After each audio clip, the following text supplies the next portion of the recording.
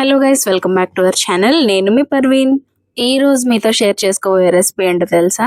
మా అమ్మమ్మ చేసి పెట్టే రొట్టెలు అనమాట. ఇదేంటి అమ్మమ్మ రొట్టెలు అంటున్నావు అంటే, నాకు అదే పేరు. ఇంకా నాకు ఇంకేం పేరు పెట్టాలో తెలియదు అనమాట. మీ ఇష్టం, మీరు ఏ పేరుతో అయినా దీన్ని పిలుచుకోండి.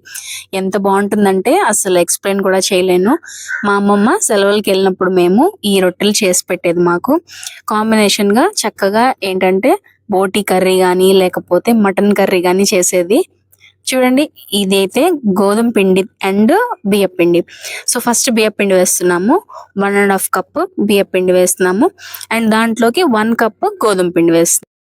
గోధుమ పిండి వేయటం వల్ల సాఫ్ట్గా వస్తాయి అన్నమాట. రోటీస్ మనం నమలడానికి బాగుంటాయి అన్నమాట. అయితే నెక్స్ట్ చూడండి, ఒక గుప్పెడు జీలకర్ర వేస్తున్నాము. ఈ జీలకర్ర వేయటం వల్ల కడుపులో కూడా ఏ ప్రాబ్లం ఉండదన్నమాట.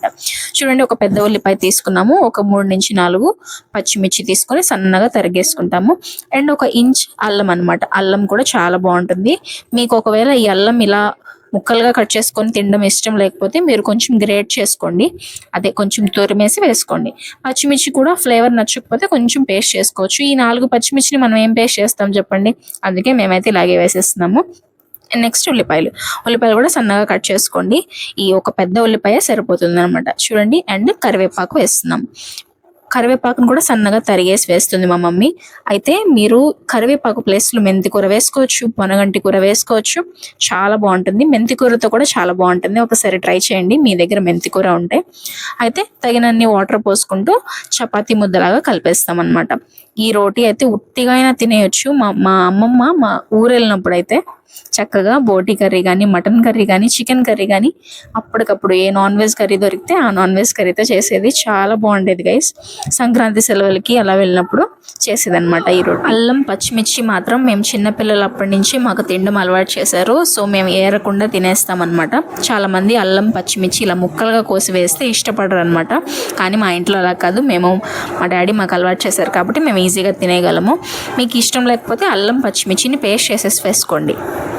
సో వెయిట్ లాస్ అవ్వాలనుకునే వాళ్ళు, రైస్ని ఎక్కువగా ఇష్టపడే వాళ్ళు తక్కువ తినలేరు కదా. సో అలాంటప్పుడు ఏంటంటే ఇలా రైస్ పౌడర్తో బియ్యం పిండితో ఇలా రొట్టెలు చేసుకున్నామంటే హ్యాపీగా ఒక 2 తినేయచ్చు డిన్నర్కి. బెస్ట్ ఆప్షన్ అనమాట. ప్లస్ దీనిలో గోధుమ పిండి ఉంది, మనం వెజ్జీస్ అన్ని వేసాం కాబట్టి మంచి ఫైబర్ కూడా, గట్ ఫ్రెండ్లీ అనమాట. చక్కగా హ్యాపీగా తినేయచ్చు మీరు ఈ రొట్టెలు. ఈ బియ్య పిండిలో గోధుమ పిండి వేయడం వల్ల సాఫ్ట్గా వస్తాయి గైస్ రోటీస్. కానీ జనరల్గా బియ్య పిండి కేవలం బియ్య పిండితోనే వండుతూ ఉంటారు. అప్పుడు ఏమవుతుందంటే చాలా గట్టిగా అయిపోతాయి అన్నమాట రొట్టెలు. సో దానికోసం మనం గోధుమ పిండి వేసాము. అండ్ ఈ రైస్ పౌడర్తో చాలా రకాల రొట్టెలు చేస్తుంటారు. ఇప్పుడు మనం ప్లెయిన్గా జస్ట్ ఉల్లిపాయ పచ్చిమిర్చి అల్లం వేసేసి చేసాం కదా. చాలా మంది సొరకాయ వేస్తారు. మంచిగా ఎండాకాలంలో అయితే సొరకాయలు బాగా వస్తాయి కదా. మా మమ్మీ అలా చేస్తుంది. ఈసారి ఆ రెసిపీ కూడా ఎప్పుడైనా పోస్ట్ చేస్తాను. సొరకాయతో చేస్తే చాలా బాగుంటాయి అండ్ చలవ అంట ఒంటికి. అయితే నార్మల్గా ఇలా చలికాలంలో అయితే ఇలా చేసుకొని తింటే చాలా బాగుంటుంది. ఇది చలికాలం స్పెషల్ అనమాట. కొద్దిగా మెంతి కూర ఉంటే లేదా పొనగంటి కూర ఉంటే వేసుకోండి, ఇంకా బాగుంటుంది. సో చూడండి, ఇలా ఈ కన్సిస్టెన్సీ వచ్చేలా కలిపేసి తడిగుడ్డని కానీ కప్పేసి పక్కన పెట్టేసేసుకోండి.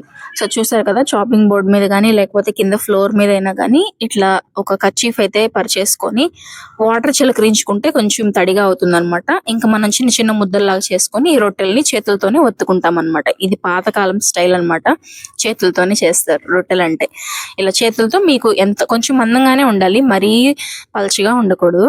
చూడండి, కొద్దిగా ఆయిల్ వేసేసుకొని 1 టీ స్పూన్ ఆయిల్ ఇంకా పెనం మీద వేసి కాల్చేసుకోవడమే. చక్కగా ఎర్రగా కాలిపోతాయి. మనం గోధుమ పిండి కూడా వేసాం కాబట్టి మంచి కలర్ వస్తాయి. సో ఆయిల్ 2 సైడ్లు ఒక్కొక్క టీ స్పూన్, ఒక 2 టీ స్పూన్లు ఆయిల్ పడుతుంది అనమాట. చూడండి, ప్లెయిన్ గా ఎందుకు తినడం, మంచి కాల్షియం యాడ్ చేద్దామని చెప్పి మా మమ్మీ చూడండి నువ్వులు ఒత్తుతుంది అనమాట దీనిపైన వేసి. నువ్వులు అయితే కొంతమంది ఏం చేస్తారంటే శనగపప్పు ఉంటుంది కదా, ఆ శనగపప్పుని నానబెట్టేసి అవి అద్దుతూ ఉంటారు పైన. అలా కూడా చేయొచ్చు. అయితే ఈ రోజు అయితే నువ్వులతో చేస్తుంది మా మమ్మీ. కొన్ని ప్లెయిన్ అండ్ కొన్ని నువ్వులతో అనమాట. మంచిగా హై కాల్షియం కూడా మీకు అందిస్తుంది. ఆల్ ఇన్ వన్ అనమాట ఈ రోటీ.